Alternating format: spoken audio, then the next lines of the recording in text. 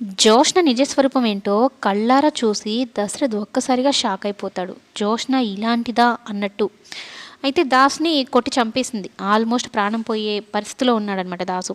అయితే కారులో తీసుకొని ఎక్కడికైనా తీసుకొని వెళ్ళి ఎవ్వరు చూడని ప్రదేశంలో ఉంచి తగలబెట్టేద్దామని అనుకుంటుందనమాట. అట్లా సాక్ష్యాలే లేకుండా. తన గురించి తెలిసిన వాళ్ళెవ్వరు బ్రతకూడదు అన్నట్టుగా. అయితే వెనకాలనే దశరథ్ కూడా ఫాలో అవుతాడు. కరెక్ట్‌గా కొన ఊపిరితో ఉన్న దాసుని రాయి పెట్టి చంపేయబోతూ ఉంటే తినే అంటే దశరథే హార్న్ కొట్టి తనని అమ్మో ఎవరో వస్తున్నారన్నట్టుగా అక్కడి నుంచి భయపడి వెళ్ళిపోయేలాగా చేస్తుందనమాట. ఇక కొన ఊపిరితో ఉన్న దాసుని హాస్పిటల్‌లో జాయిన్ చేస్తాడు. ఖచ్చితంగా బ్రతకాలి అంటూ వాళ్ళ ఫ్రెండ్‌కి చెప్తాడనమాట. డాక్టర్ అనమాట వాళ్ళ ఫ్రెండ్. చెప్తాడు, "దాసు నువ్వు కోమాలో ఉన్నావురా. నువ్వు బయటకొస్తే కానీ నాకు నిజ నిజాలేంటో తెలియవు" అన్నట్టు. అసలు జోష్న ఎందుకు ఇలా చేసిందో తెలీదన్నట్టు అప్పటిదాకా ఎవరికీ ఈ విషయం తెలియకూడదన్నట్టు అనుకుంటాడనమాట. ఇంటికొస్తాడు.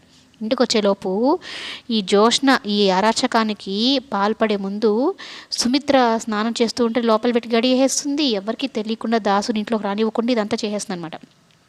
కానీ ఈ దశరథ్ చూసేశాడు కదా! ఇక జోష్నని చూస్తే చాలు దాసుని చంపబోయింది అని అదొక్కటే గుర్తొస్తూ ఉంటుందనమాట. ఏంటి డాడీ నా వైపు కోపంగా చూస్తున్నాడన్నట్టు జోష్నకు కూడా అనుమానం వస్తుంది. ఏంటండి ఎక్కడికెళ్ళేసి వచ్చారు అంత కంగారుగా ఉన్నారు ఏంటి అని.